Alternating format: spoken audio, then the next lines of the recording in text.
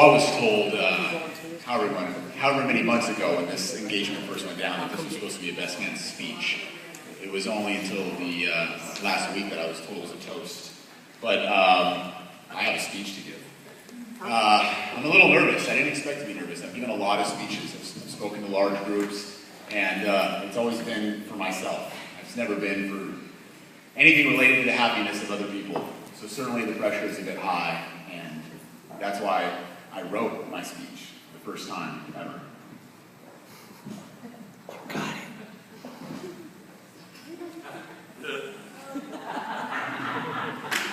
I seem to have forgotten my notes. Truth be told, I didn't write a speech. I've known Josh, for 18 years. And I don't know why you would have to write a speech about somebody that you know as well as I know Josh. I don't know why you'd have to write a speech about somebody that you've gone through all the ups and downs of life with. So I took a different approach. I decided to speak from the heart today and tell you a little bit about how Josh and I's relationship has developed and where I fold in to the relationship that has been created today at this wonderful wedding. Being the best man, being the best friend has to mean that certainly we have the best relationship. And to try to decide where to begin this speech, I think there's no better point than the beginning. The first time I ever met Josh, he was across the street from my parents' house. He had his head under a sprocket. I looked outside, I didn't know what was going on, but there was lots of tomfoolery, lots of people who didn't look like me. And I said, "What's going on over there?"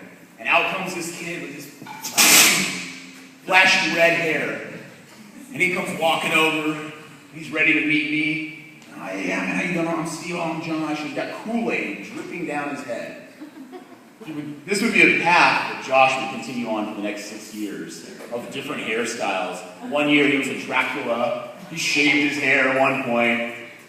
All the different layers that is the most interesting Josh Montgomery.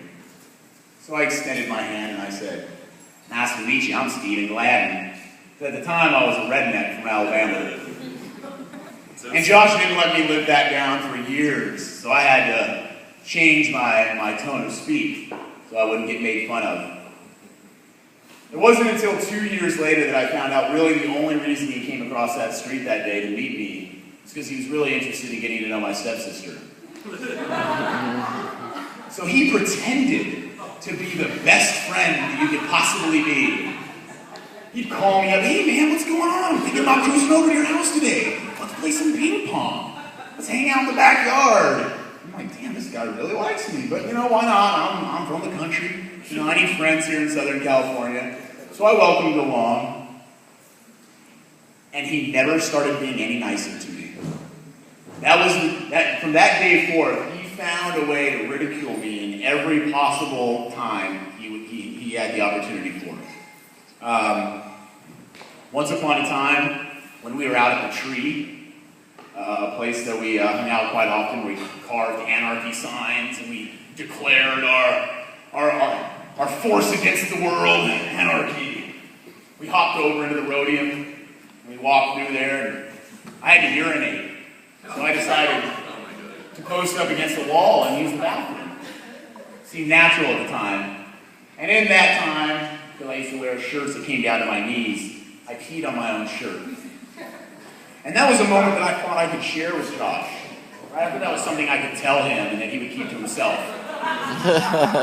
So one day, me, my stepsister, some other ladies, some other male friends were sitting around, and I was in the bathroom. I put my ear to the door. I heard lots of laughing coming from the living room, and I said, "What is going on out there?" Steve, pee, shirt. I knew exactly what was happening. He was telling the most embarrassing story that could ever possibly be told. I walked out the door. I couldn't believe it. "You're my best friend, Josh!" And I steamed off. We didn't speak for another 2 weeks, because that was a long time in the summer. And this continued to be the pattern. Josh always found a way to bring me down a notch. Yet somehow, I'm his best man. Somehow I'm his best friend. But I am not without fault. I am not perfect. And nothing was better exemplified than when I decided to kidnap his sister and bring her to Mexico as an underage girl. I stole her and took her to Mexico, got her drunk, got her to puke in a trash can. Memories that will forever be held as something that even turned into a rap song by some of our closest friends. Well, it didn't stop there. Another time, I decided I wanted to dunk a basketball. And they had a nice basketball rim out in the backyard, and I literally ripped the basketball post out of the ground. Onto the ground. That was the end of their basketball days, which is now a beautiful gazebo.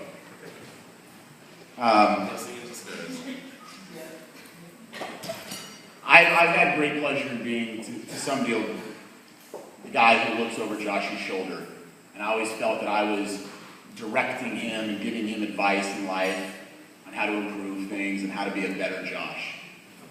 But it really wasn't until recently that I realized that through his listening and acceptance of me, that he was making me a better Stephen. Josh is a very special person, and I don't think there's a better way to anecdotally represent that than when I took him to Alabama for the first time. And I introduced him to my grandmother, and after a few days, she took me out into the prairie, and she said, "Stephen, that Joshua boy is a very nice fellow. He's so well-mannered." I said, "Yeah, I know, that's right, Grandma. He's so good-looking." "Yeah, Grandma, I know, that's right. He's so talented."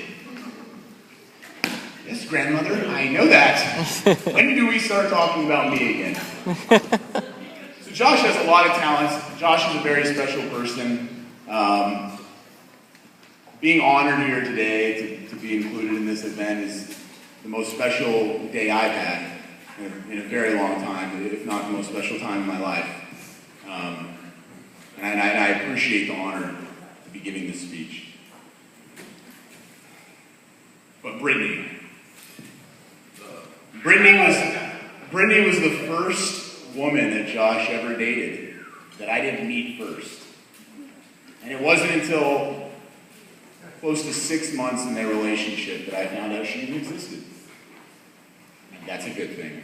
Because I had a tendency to stray Josh off the path and confuse him on what it was he was looking for in life. But when he met Brittany, he knew that he had found exactly what it was he wanted. He knew that she was different from the rest. He knew that he wasn't chasing her, but he was being with her. He was walking with her. He loved her. And that was very obvious very quickly. And I understand why. Brittany didn't like me at first either. It's very interesting, this continual theme. But Brittany wasn't a big fan of mine.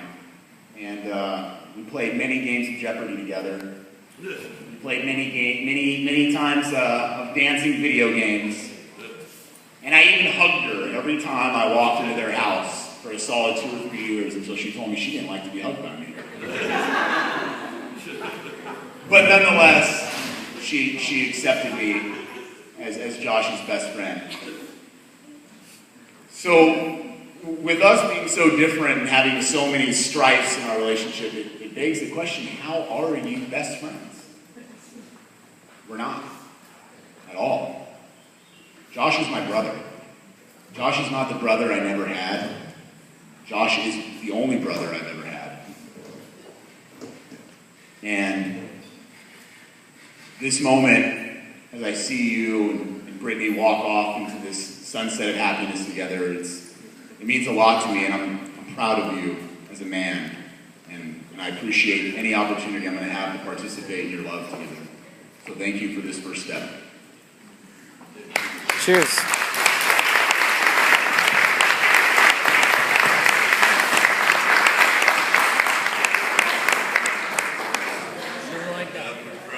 Oh, she let him hug her.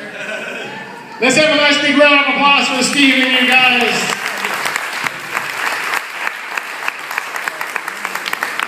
Now the question I have for all of you at this point is there anybody here tonight that's hungry?